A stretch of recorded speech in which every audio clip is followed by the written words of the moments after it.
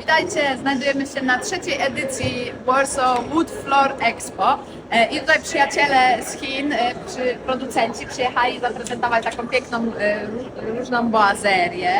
Można takie złote kolory, można mieć taką imitację drewna, wszystko jest wodoodporne, ekologiczne, zrobione z super plastik fantastic. No i tutaj właśnie też oczywiście listwy, można sobie pomalować, są fantastyczne i nie wilgotnieją, nie gniotą się, nic się z nimi nie dzieje. No i przy okazji też tutaj mamy lekcję polskiego. Ni hao.